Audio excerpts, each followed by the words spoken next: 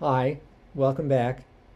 Okay, you're going to think I'm deceiving you or something because, like every week, I say, uh, well, I guess we're not going to get to such and such, and then the next week I just do it anyway. But I'm perfectly sincere. Like when I said in the last lecture, well, we won't, I won't be able to do the pantheon until the second half of the semester. I think that's what I said in the last lecture. I was perfectly sincere about that, but when I was going through the Bhagavad Gita, I felt like it was important that we do something with the pantheon first, that you be introduced to the Hindu pantheon before the Gita. So we are doing it. So that's the first thing we'll do, and then I'll turn to in this lecture, in this tape, this recording. Hopefully I'll get through the. I mean, I'll certainly get through the whole of this this PowerPoint presentation on the Pantheon, and hopefully we'll get through the very brief PowerPoint presentation I have on the Bhagavad Gita, and then in the next lecture I'll focus on looking at passages from the Gita, which is what should take most of the time. Anyway, so the Hindu pantheon is complex, intellectually complex, narratively and ontologically, so to speak, complex. Though we won't be going into much of anything about the stories related to it. There's a very rich story tradition associated with the Hindu pantheon that we won't be able to get into. Mostly represented in the very large medieval collections of mythical stories collected in the Puranas, which I've mentioned before. Purana just means old. So they're the ancient traditions, the old traditions, and they have fascinating and extensive stories of various deities. Anyway, this image that I have that I've reproduced in the lower right-hand corner of the first slide here is the Trimurti, the three gods, the Trinity, and I'll explain what the Trinity is later in the lecture. But they're the three principal deities in the pantheon: Brahma, Vishnu, and Shiva. And Brahma is always the oldest looking of the three. So typically, here he's the one with the beard and the mustache. He typically has, or often has, a beard and a mustache to distinguish him as, so to speak, the elder of the three. And there are various iconographic differences, distinctive iconographic features associated with Shiva and with Vishnu that allow you to distinguish them.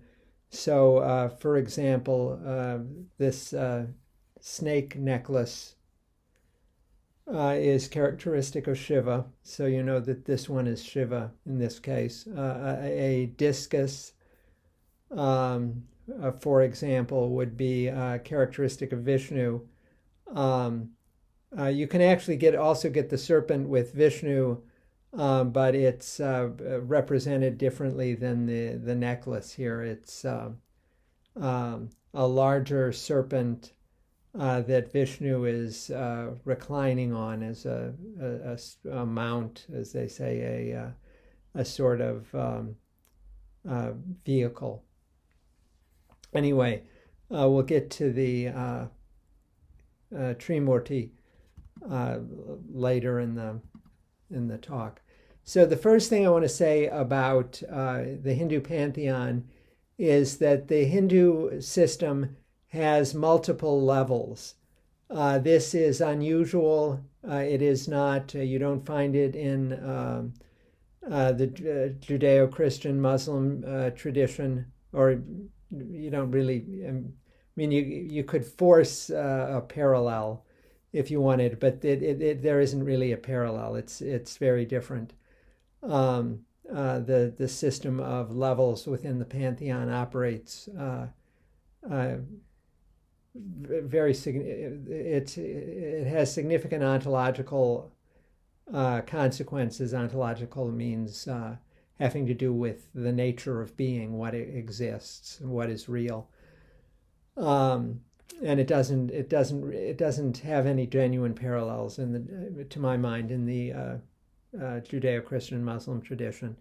It's also very different from the European pre-Christian traditions called pagan traditions, the polytheistic traditions of Rome, Greece, and the Germanic countries and so on.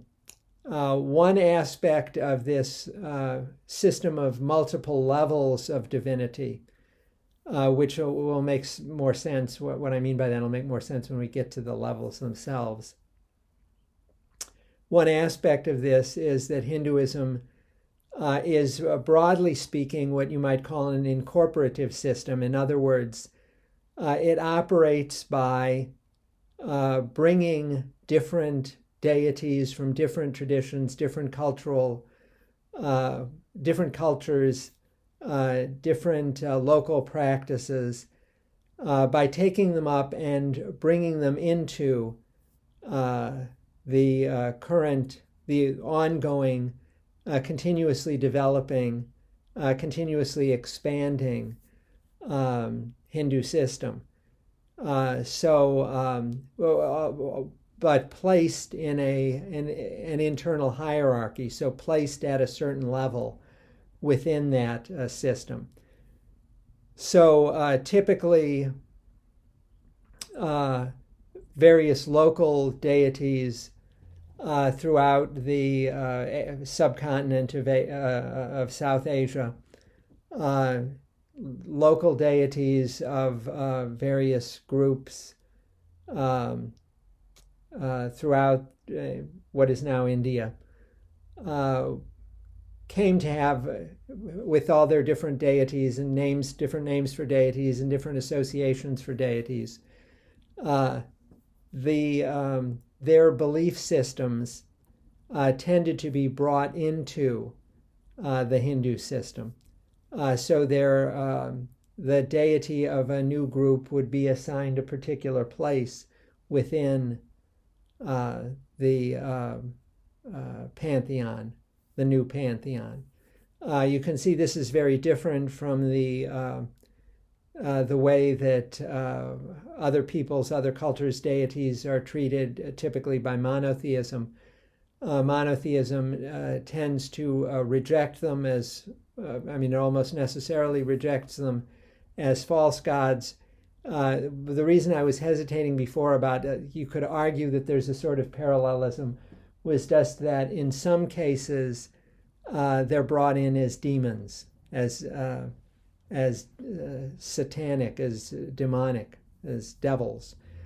So you get in Milton's Paradise Lost, for example, you get associations of particular fallen angels, thus devils, get their association with particular so-called pagan deities. And this is fairly common in monotheistic traditions. Whereas in Hinduism, they're brought in as deities. For example, it was reasonably common for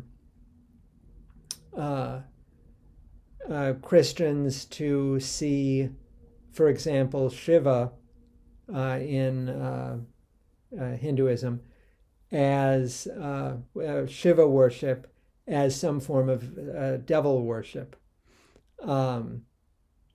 In contrast, I would say the more common attitude toward Jesus in Hinduism has been to see Jesus as another incarnation of Vishnu. Vishnu, if you didn't know before, Vishnu is one of the Trimurti I mentioned at the beginning of the lecture. one of the three main deities. And one of the things that's distinctive within the Hindu system, one of the things that's distinctive about Vishnu is that he incarnates. He takes on a human form and is born into the material human world. And specifically, he has the function of saving the world in times of either physical or moral threat. And so it was relatively easy for many Hindus to hear the story of Jesus and to see a direct parallel with this recurring pattern in Vishnu's existence, Vishnu's intervention in human affairs, and thus to see Jesus as a form of Vishnu. In contrast, as I say, the Christian attitude tended to be to demonize. Even when the Christian attitude was not demonizing, it was certainly not incorporative. So you certainly had liberal Christians who would say something like, well, with their stories of Vishnu, Hindus are beginning to have a sense of the spiritual truth of Jesus, but they've misunderstood or they have not formulated it accurately. But it gives us a stepping stone, a way of moving from paganism to monotheism by pointing to the stories of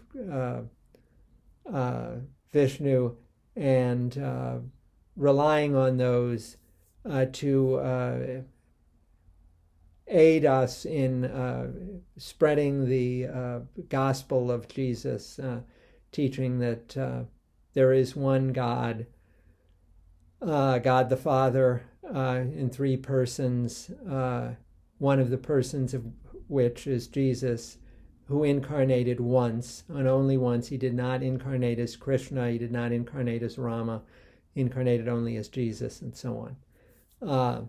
So that's what I mean by it. These being different systems, monotheism tends to be highly exclusionary, even in its more liberal versions. Hinduism tends to be incorporative, although of course you can get more conservative versions of Hinduism that would not wish to incorporate Jesus as an incarnation of Vishnu. That occurs too, but there's a broad tendency, incorporative tendency within the Hindu system. So one result of this incorporative system is that you may have heard that Hinduism has like hundreds of millions of gods, or gods and goddesses, deities, and this is true at what I would say is the most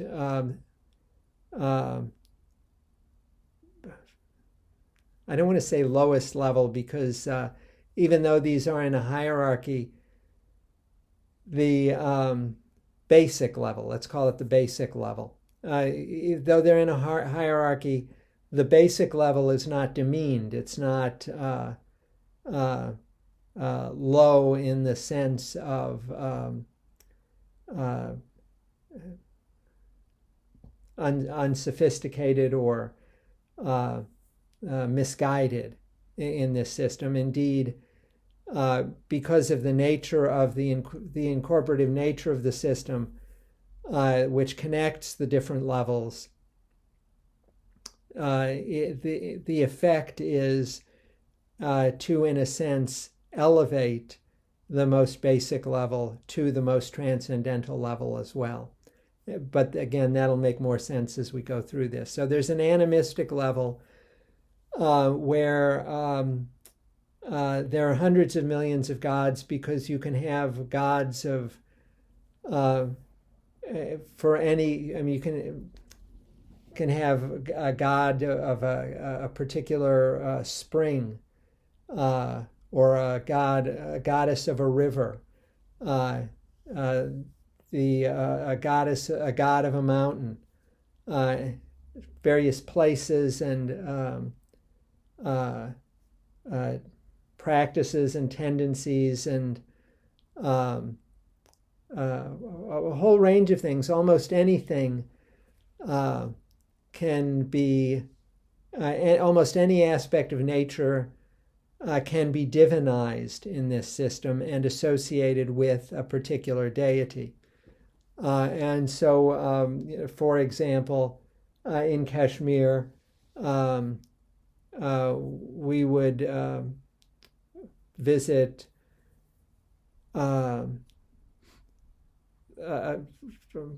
I mentioned the idea of spring being a goddess, being connected with a goddess, and we visited a spring connected with a goddess. There's a famous pilgrimage associated with a deity of a particular ice formation that appears once a year.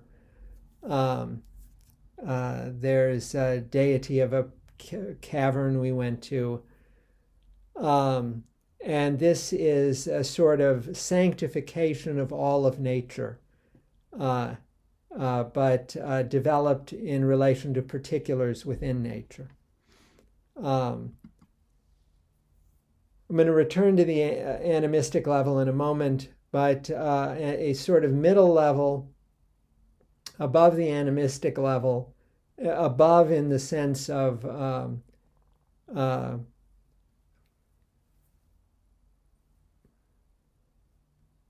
much more limited in the number of deities involved, and much more with deities that are much more wide-ranging, deities that aren't confined to a particular place or time. This is the anthropomorphic pantheon. There are about 30 main deities there. Most of these deities are very much like the Greek and Roman deities, with Indra, the king of the this anthropomorphic pantheon, being a storm deity, like the monarchs of the Greek and Roman pantheons, Zeus and Jupiter. This is a source of many interesting, engaging stories, like the Greek and Roman pantheons. But, oh my,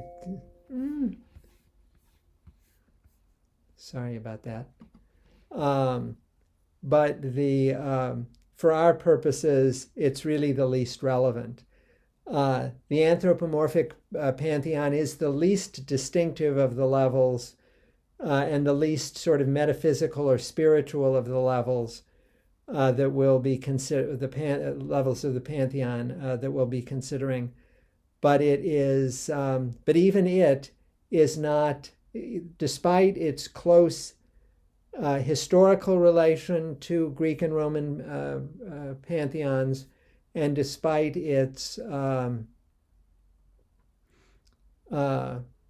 anthropomorphic quality, it is also transformed in a metaphysically subtle and spiritually nuanced way that you don't find in the Greek, Roman, Celtic, Nordic, or other pantheons, to which it is again historically related. They derive from the same Indo-European sources.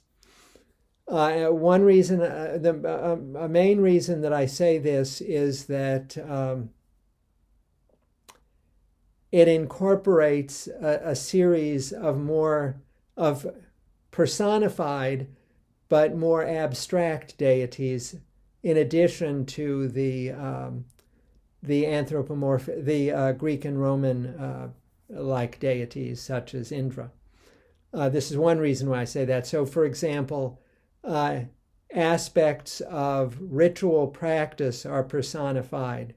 Elements of ritual practice, of the sorts of things that are crucial to Vedic religion, to the practices set out in the Vedas and then metaphysically explicated in the Upanishads, which these foundational texts that we spend time on at the beginning.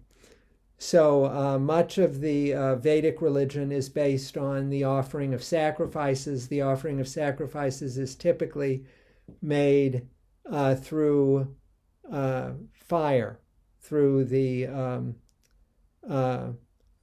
through oblations, through offerings into the sacred flames.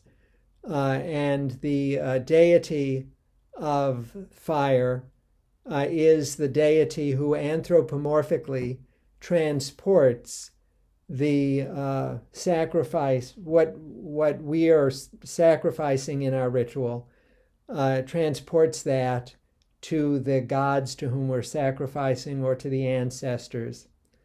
And that deity, as well as just the fire itself as a physical process of combustion, is Agni. Agni is actually from an Indo-European root also. It's the same root that gives us such words as ignite. When you ignite a fire, you're drawing on the Indo-European root for the word for fire,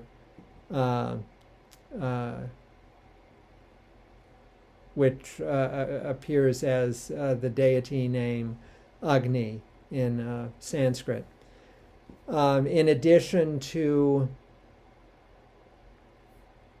these ritual aspects, some other deities are given, are personifications of metaphysical, ethical, or other abstract ideas. A good example of which is dharma. You already know dharma as duty, as ethics. Dharma is also the name of a deity, the personification of ethical obligation. And indeed, one of the main figures, one of the main characters in the Mahabharata, a character named Yudhishthira, is the son of Dharma. The Pandavas, who are the main, basically the main heroes of the Mahabharata, though when I get to the Mahabharata, you'll see I think things are a little more complicated than that, but basically they're the main heroes. They all have different fathers and the same mother. Kunti is the name of the mother, and they have different deities as fathers. And the main Pandava is, again, whose name is Yudhishthira, is the child of Dharma. And this is important because, as I just mentioned, even though they're generally considered just the heroes of the story, I believe things are more complicated than that. And part of the complication is shown by the fact that Yudhishthira makes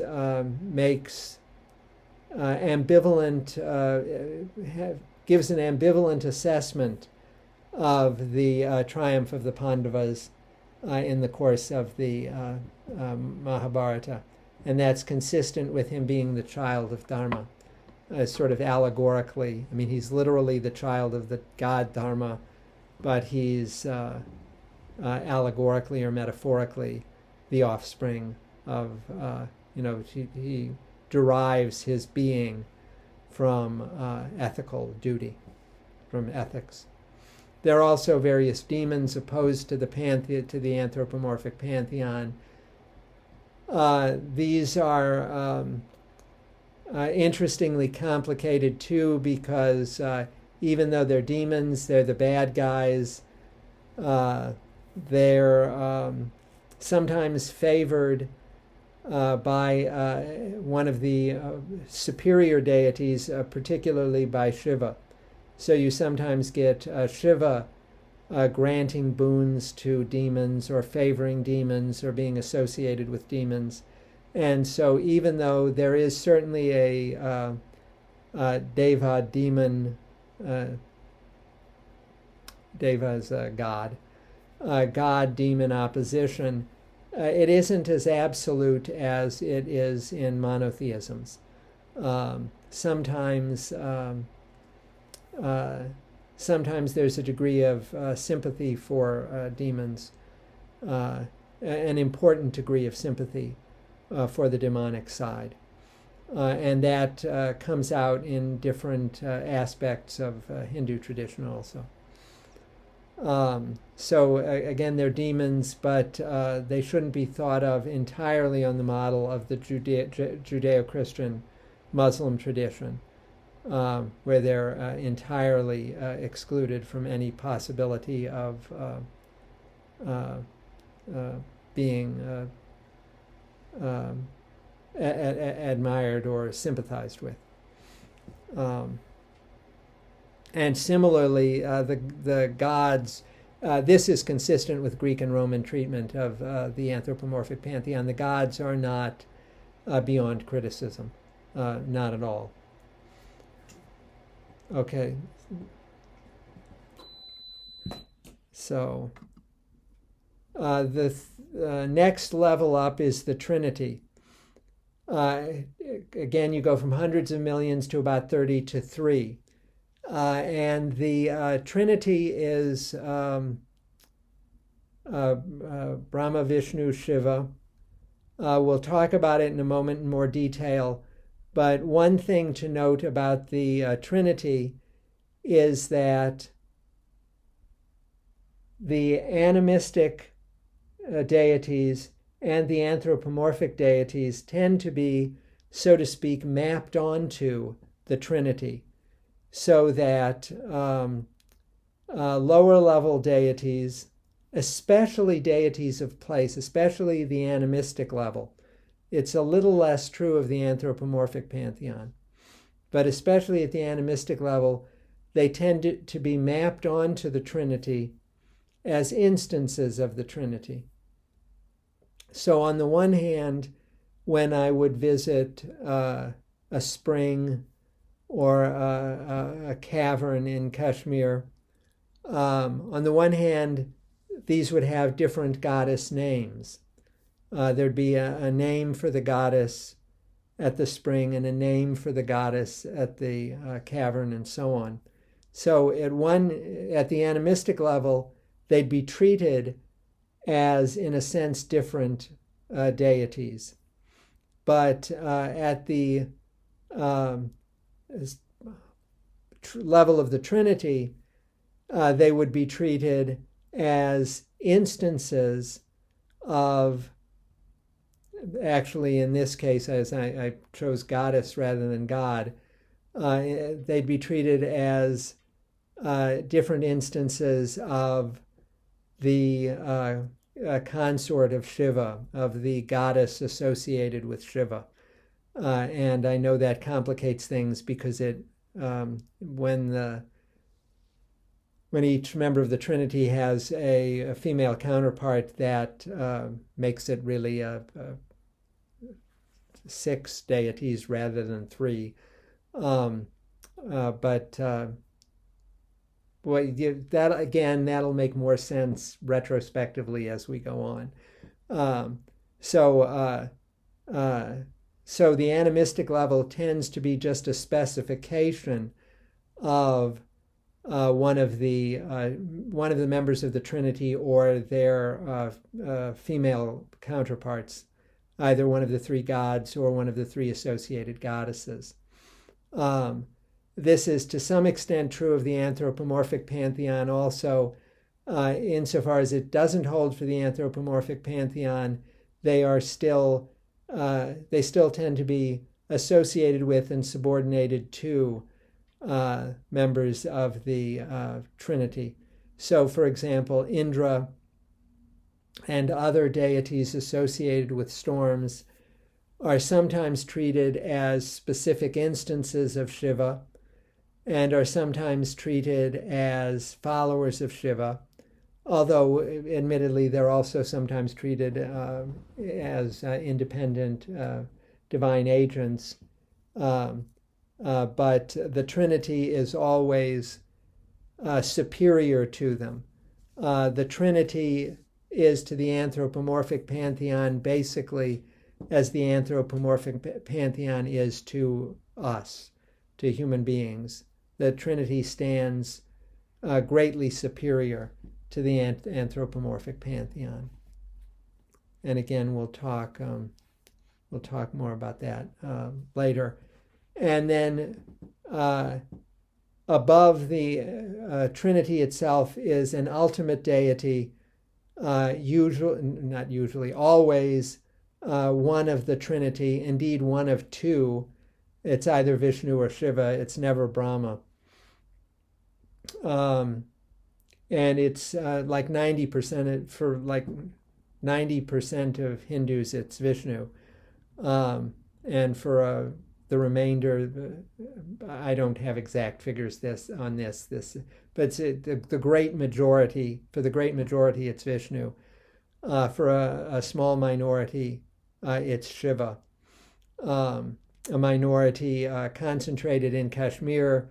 So my wife's family are what are called Shaivites, devotees of Shiva, part of the small group of Hindus who see Shiva as the ultimate deity. And there's another concentration of Shaivites in South India, in Tamil Nadu. So in the sort of far north and far south of India today. But most people are Vaishnavites, thus devotees of Vishnu who believe Vishnu is the ultimate deity. Oh, and as I say here, lower level deities are often viewed as forms of higher level deities.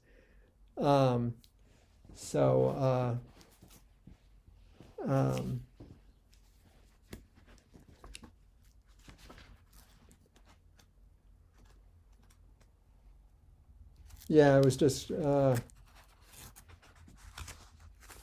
don't know if it's. I have passages here from the Rig Veda.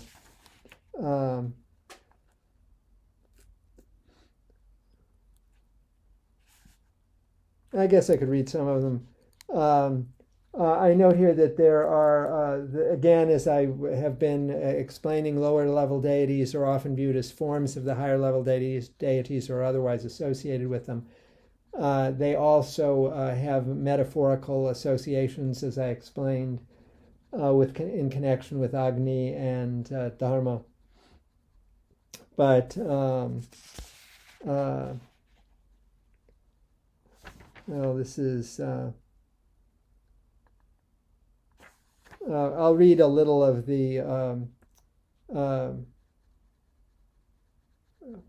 Rig Veda hymn to Indra. I will extol the most heroic Indra, who with his might forced earth and sky asunder. So forcing earth and sky asunder is often, not only in Hinduism, but in some other religious traditions around the world, seen as the sort of initial creative act. So Indra in this hymn becomes the source of existence. Indra, who with his might forced earth and sky asunder, who hath filled all with width, as man's upholder, surpassing floods and rivers in his greatness. Surya is he. Surya is the sun god. Throughout the wide expanses shall Indra turn him, swift as car wheels, hither, like a stream resting not, but ever active. He hath destroyed with light the black-hued darkness. think that's a lovely phrase, and obviously resonant. On the one hand, literally, the sun brings light where there was darkness, but metaphorically, these deities bring knowledge, bring insight, bring illumination that is not only physical, but is spiritual. In other words, they bring sattva in terms of the gunas. Sattva where there was tamas.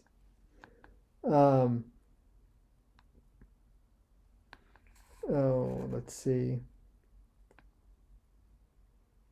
Wise art thou, punisher of guilt, O Indra.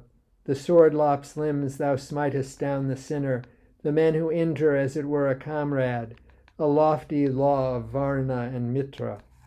So Indra, as this sort of all-encompassing deity, according to the hymn to Indra, is not only the source, is not only the storm deity that he is principally, but he also assimilates and represents the other deities, both in their physical manifestation, such as Surya, the sun, bringing literal light, physical light into the darkness, but also in their mental or spiritual resonances of bringing light. And he's also associated with Dharma. He's connected with Dharma in the god Dharma in this case as law, in determining what is right and wrong in society. Then there's the hymn to Agni. I won't read that. Let's see how far I go here. 17. These are all worth reading. To Ushas, dawn, the Prithvi, earth, Gyaus, heaven.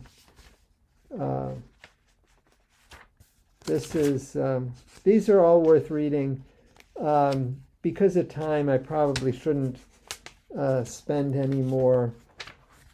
Vak, voice or speech personified. That's another one of the hymns that's well worth going through. But because of time, I probably shouldn't read any more of this, just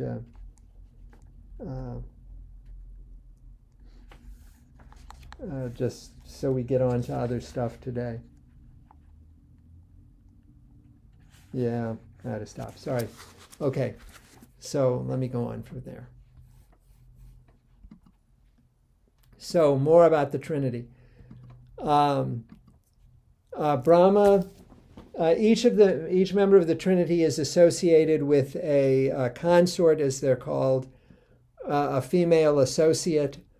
In some versions, in some representations, the female associate is a female version of the deity. In other words, the deity is not intrinsically sexed, but is either male or female, or both, or conceived of as both. And typically, in at least in Shaivism, the ultimate deity is conceived of in principle as both.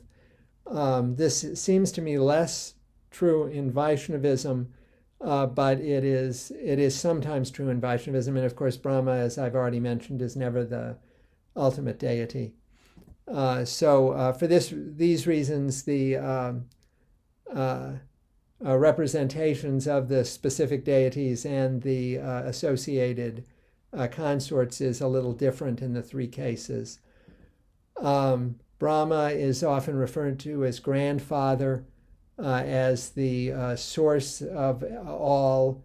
The cycles of being and non-being are the dream of Brahma. Brahma sleeps, Brahma dreams. Brahma's dream is the material world, the world of Maya, that dream lasts for eons, and when the dream ends, then Maya collapses in on itself and dissipates, and the cycle begins again. Brahma is associated with the consort Saraswati. Saraswati is the goddess of speech, of rivers, the Saraswati River and other rivers, and music and the arts. And so there'll often be a puja, an offering to Saraswati at the beginning of a music concert, for example. That sort of offering to a deity at the beginning of an artistic undertaking is, you find it in the Sanskrit drama, as you'll see. You see instances of it in some movies, where a movie will sometimes begin with something you may not pay any attention to, but somebody chanting. There's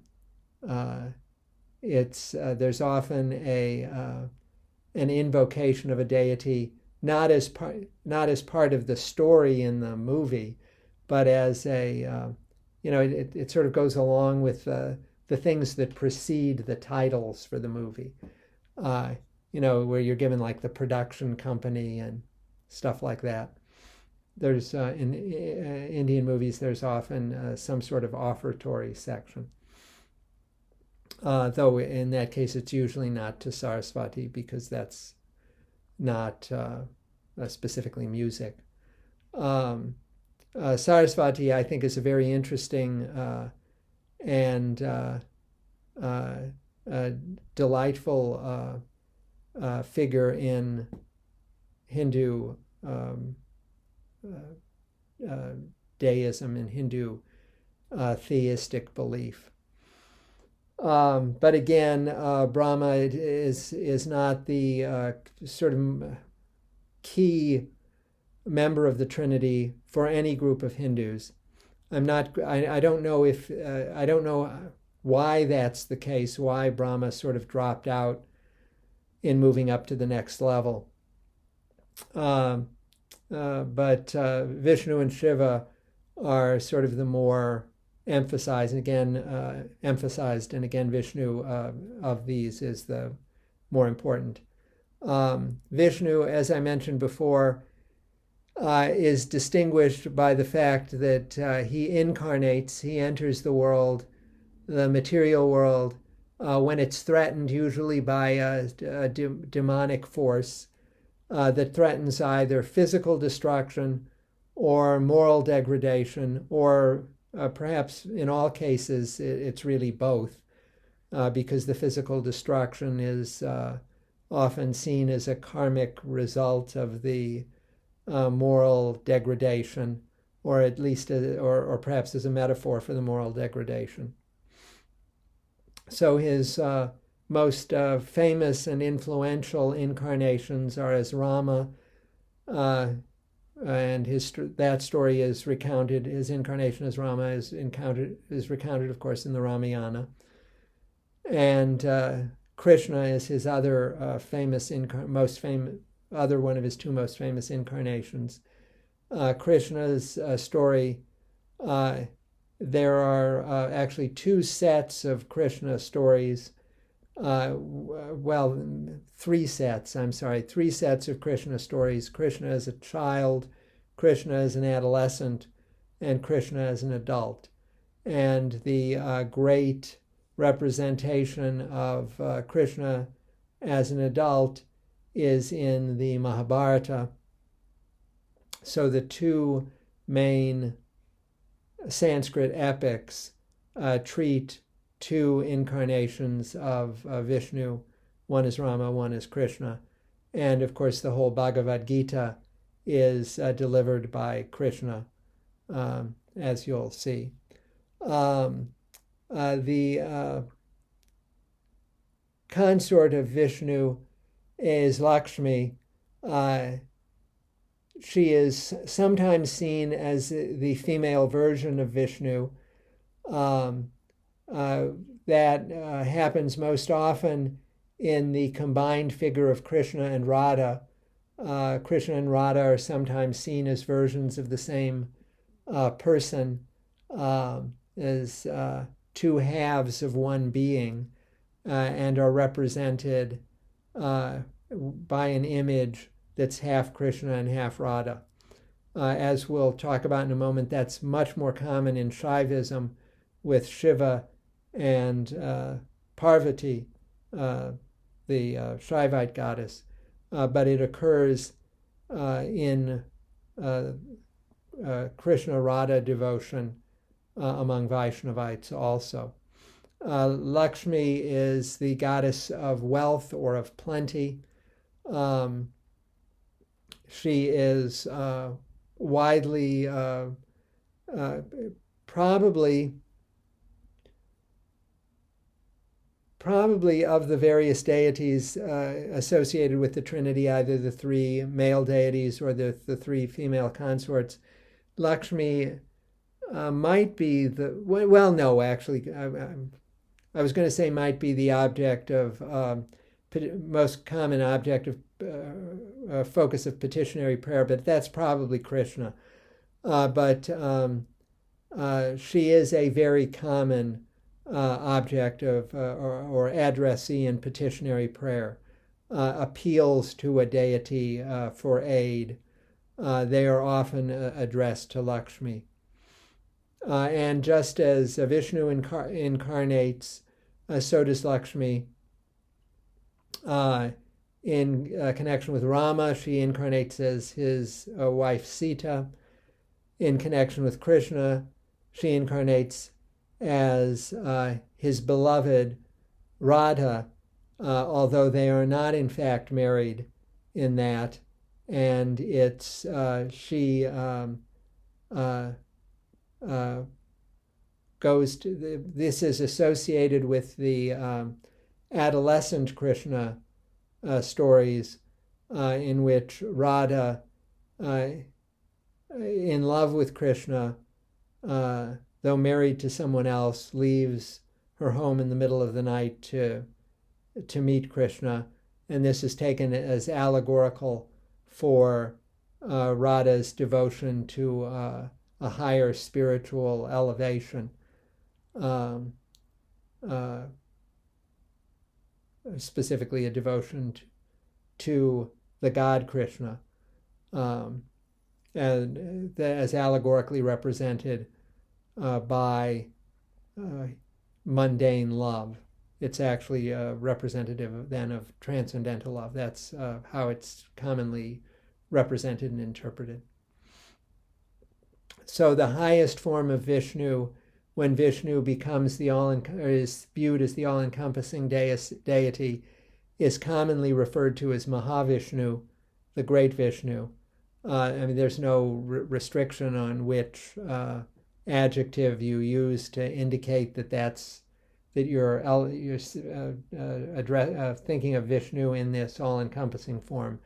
But it seems that Maha is the most common. And again, Maha, as in Mahabharata, as in Mahatma, is big or great, cognate with magna in Latin. Then turning to Shiva, in this terminology, commonly, again, Shiva can be the all-encompassing deity.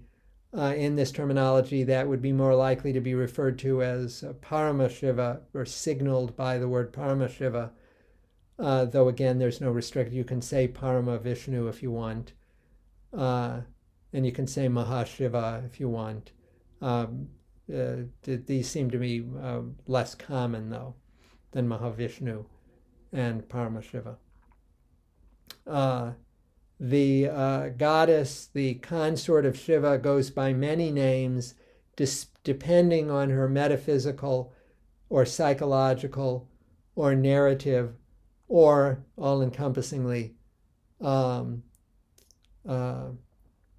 spiritual function.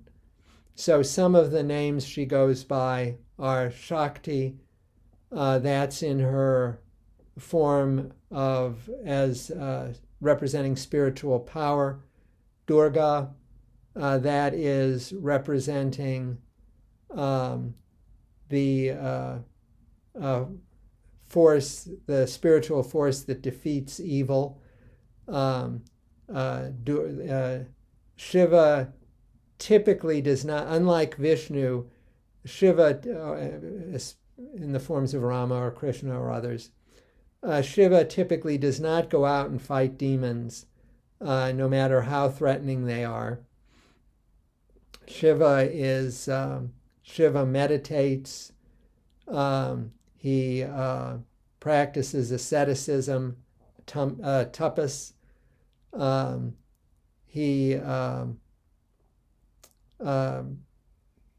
misbehaves. There's a whole series of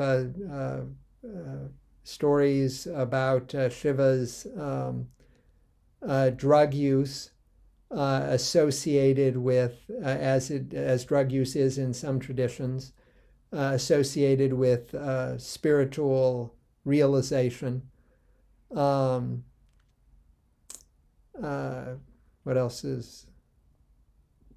He violates caste taboos. He's often associated with chandalas, with the lowest rank of untouchables.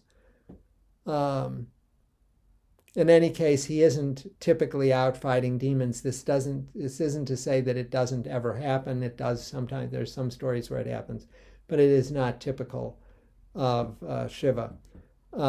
Rather, within Shaivism, the role of demon fighter is typically taken on by a version of the Shaivite goddess, and in that case, her name is Durga. The Shaivite goddess, in the form of time that devours and destroys all things. Again, Shiva, you'll often read Shiva is talked about as the god of destruction. That isn't really true, and we'll talk about that in a moment.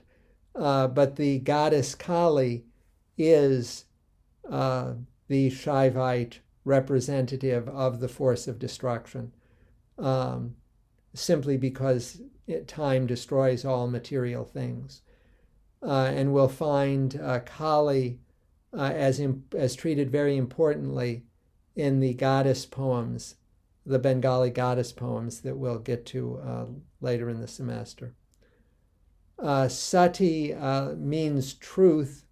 It refers to a particular story in the Shiva mythology where there's been a conflict between Shiva and the other deities, and this leads to Shiva's beloved consort. This leads to her sacrificing herself, plunging into Agni, plunging suicidally into the fire of sacrifice. It's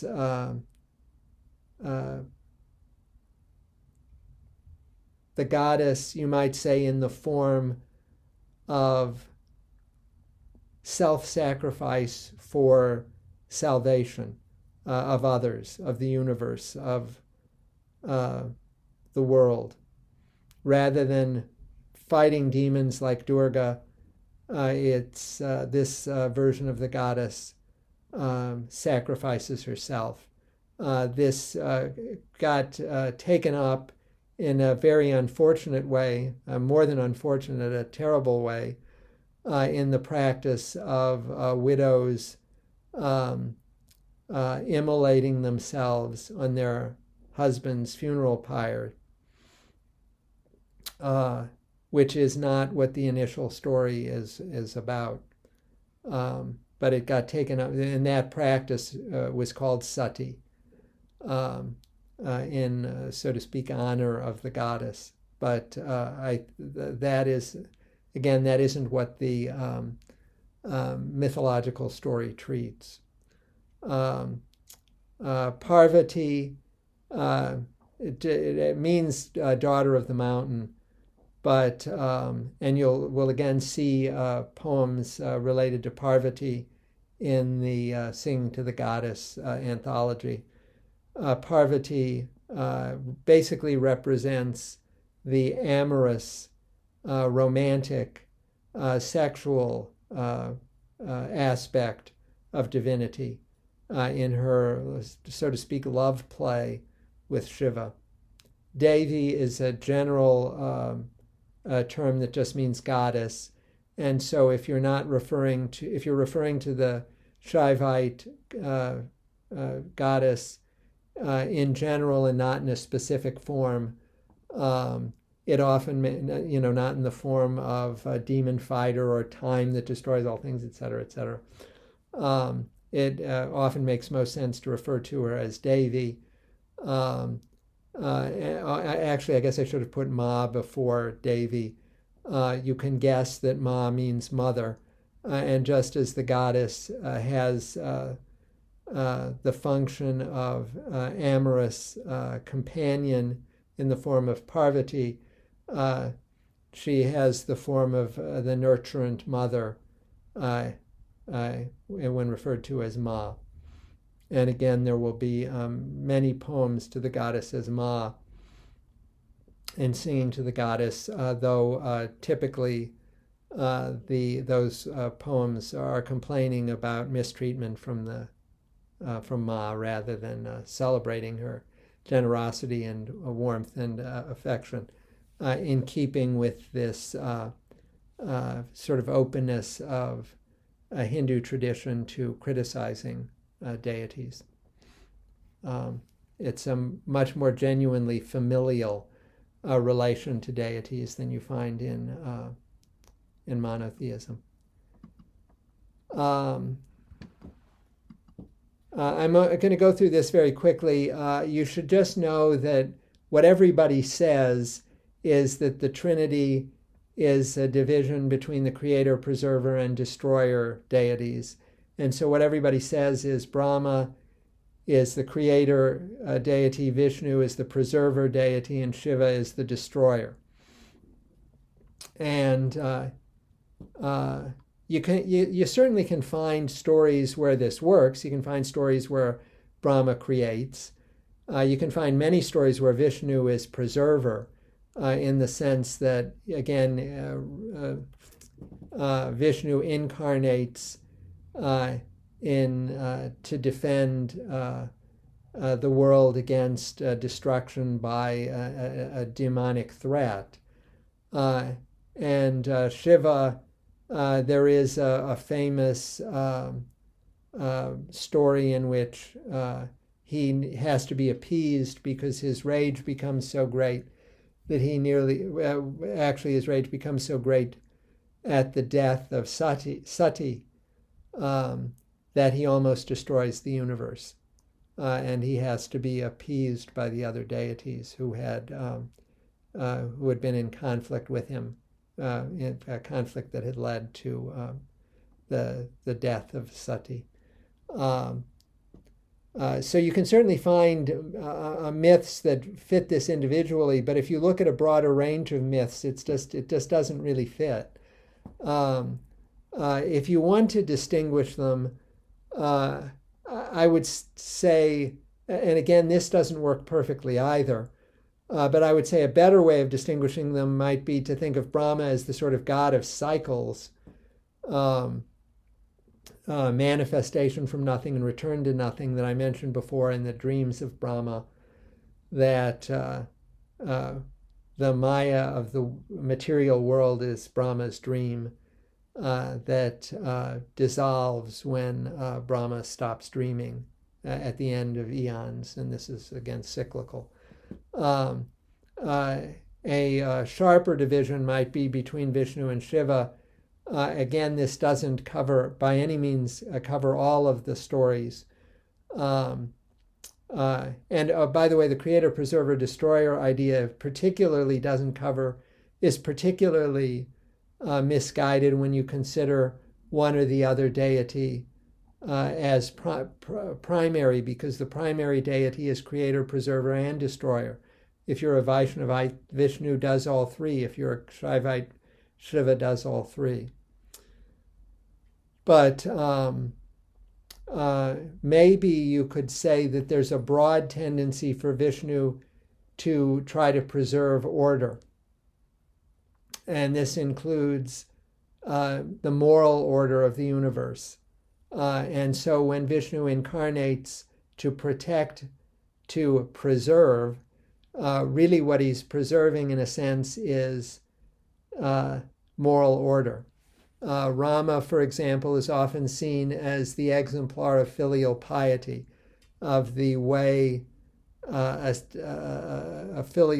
son should behave toward a father. Sita, Rama's wife, is often viewed as the exemplar of sahadharma, marital devotion, wifely devotion. Shiva, on the other hand, is more likely to disrupt order, at least more likely than Vishnu. And you get that from the stories I mentioned of him associating with the lowest order of untouchables, his drug use, his even if it's toward the idea is that it's toward achieving some sort of ecstatic transcendence. And again, you have Kali as destroying all things, and Sati is actually anti-filial because she specifically defies her father in engaging in this sacrifice. So if you wanted to divide them, I think that might be a better way of dividing them. It's not entirely unrelated to preserver and destroyer, but it's not identical with that division either. But again, none of these divisions works identically. It works uniformly. So we've talked about various forms of spiritual advancement up till now. And one form that is crucial in the Bhagavad Gita that we haven't addressed yet is bhakti. Bhakti is devotion, passionate devotion to a single deity. It's not the required ritual appeal to petitionary appeal to a deity that you get in Vedic prescriptions, ritual prescriptions. It isn't doing your duty towards a deity. It's genuinely loving and being, having your whole being sort of oriented toward a deity. And this enters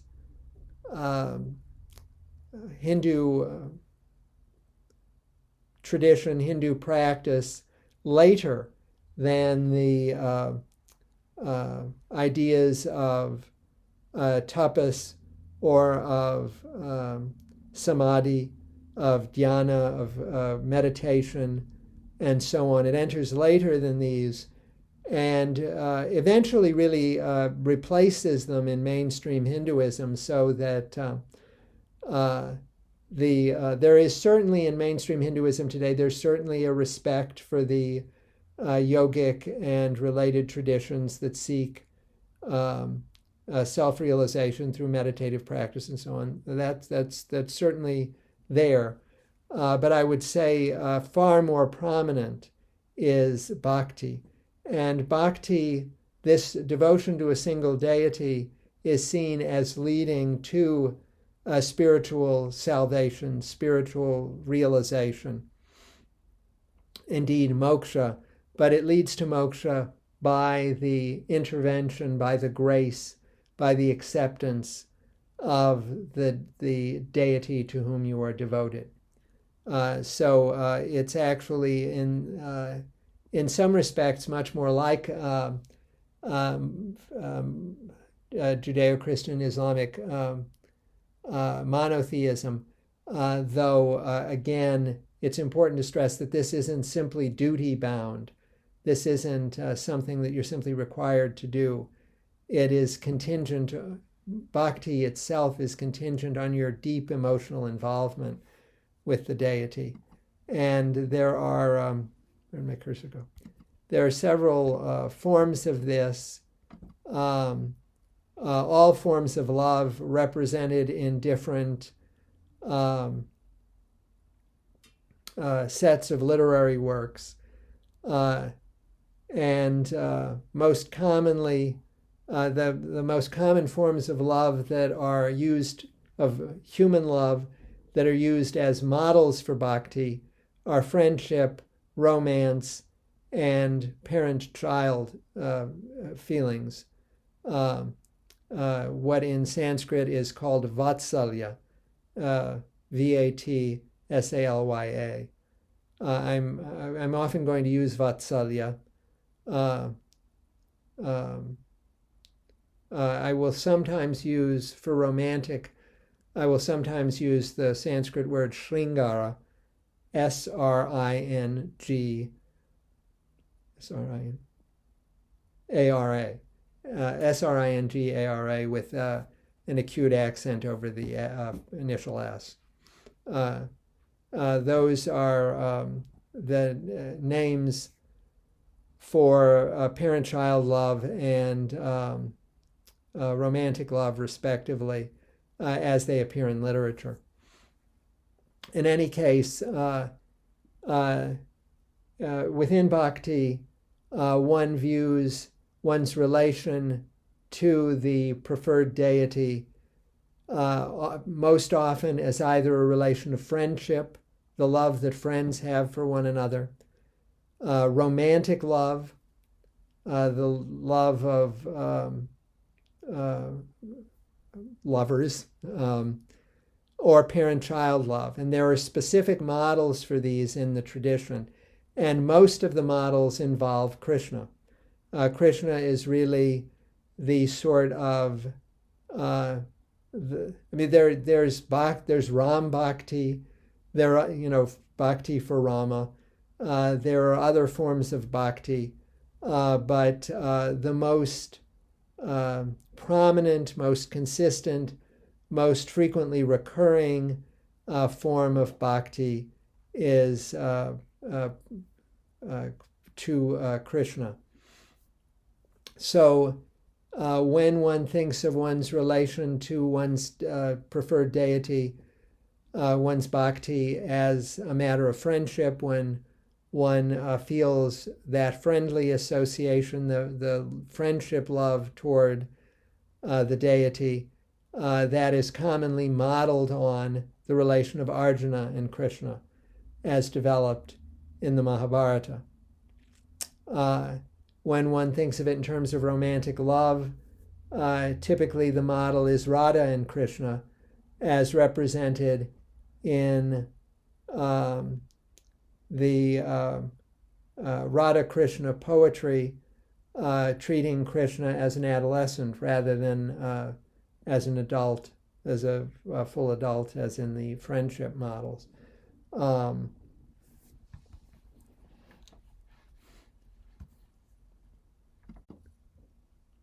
Okay, so the most famous representation of that is the Gita Govinda, a Sanskrit poem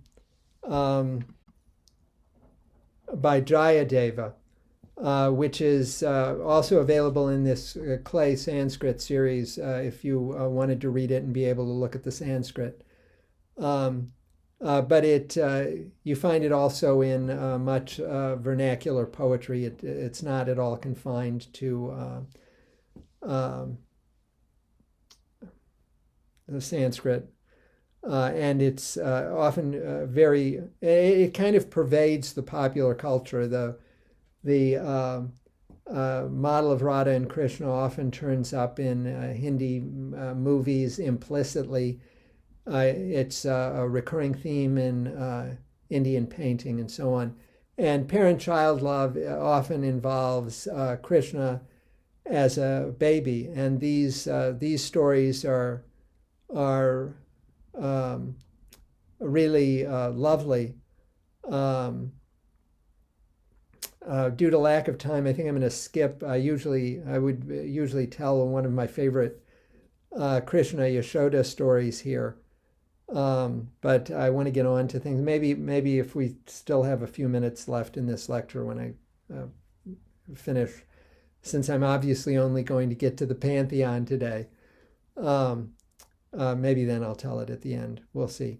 But this is modeling your relation to Krishna, thinking of Krishna as a child, so as baby Krishna, and the love you have for the deity, your bhakti, can be the love you have for a child. On the other hand, you can also have love for the deity, devotion, bhakti to a deity, that is the sort of feeling you have for a parent. And this doesn't really have a Krishna parallel. The most common form of that would be poetry addressed to the goddess as Ma, as mother. And we'll see many instances of that in singing to the goddess. And any of these may be positive or negative, as I've mentioned periodically. And I don't actually remember what I wanted to quote from here.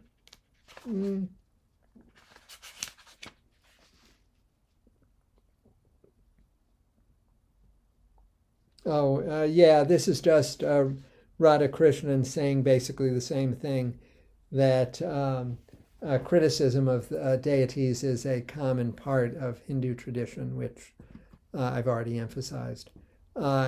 And you can see this in the friend may be chastised, maybe praised for being loyal or chastised for being disloyal. The lover may be praised for being faithful or chastised for being faithless. The beloved may be, again, praised for being attentive and affectionate or chastised for being inattentive. The child may be well-behaved or mischievous. The mother may be nurturing or withdrawing. Right? So as you'll see, for example, the goddess poems we'll be reading often complain that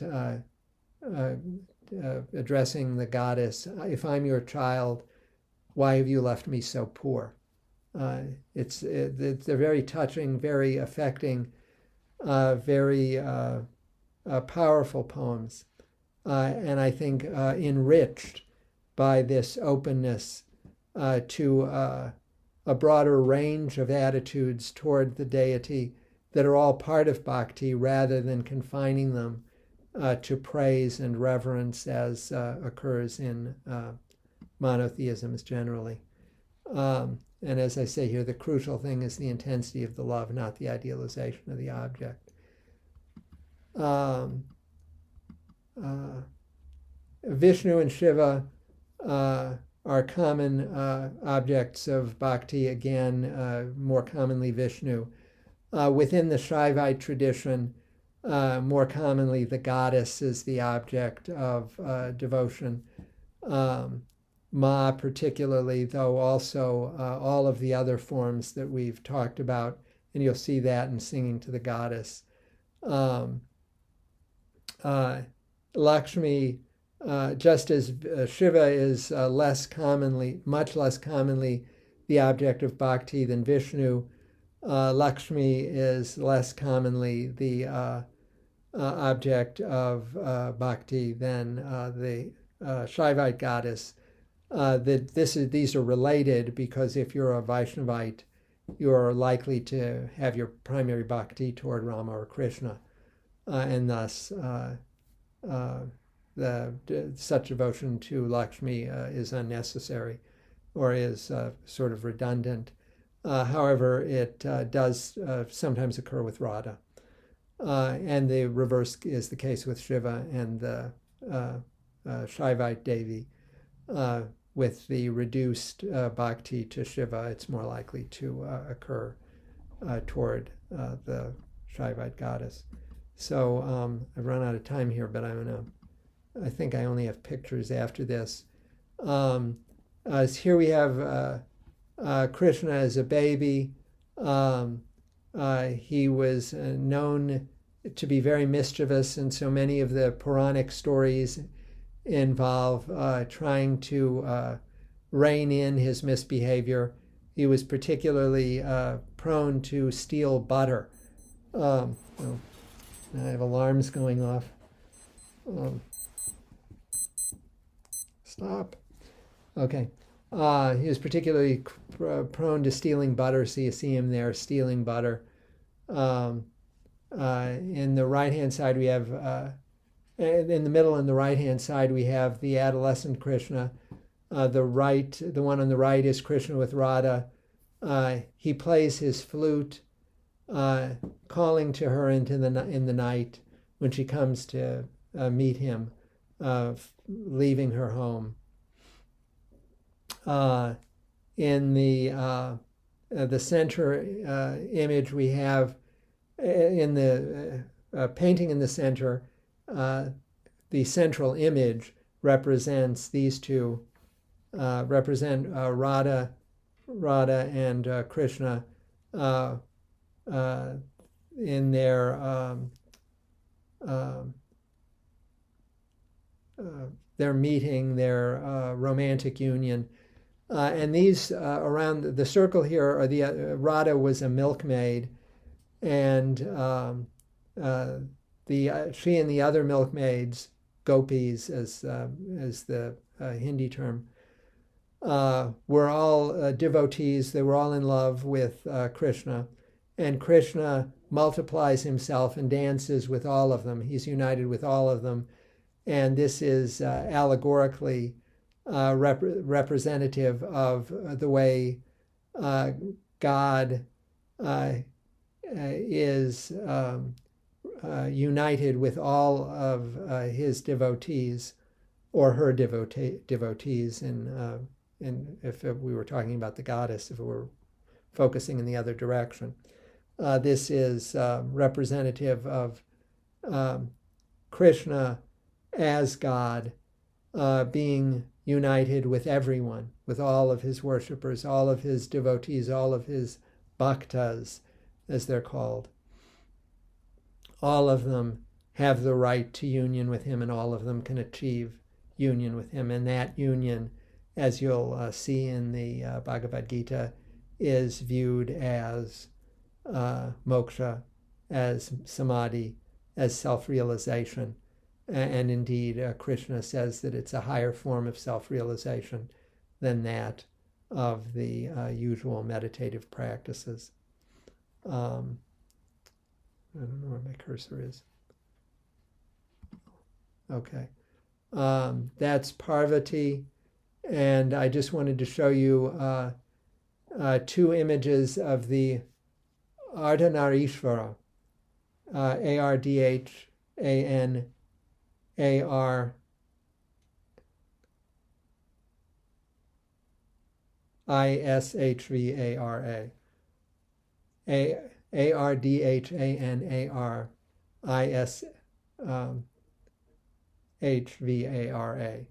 Ardhanarishvara, the half-Lord, the ultimate form of Shiva is actually the divine androgyne, it's sometimes called.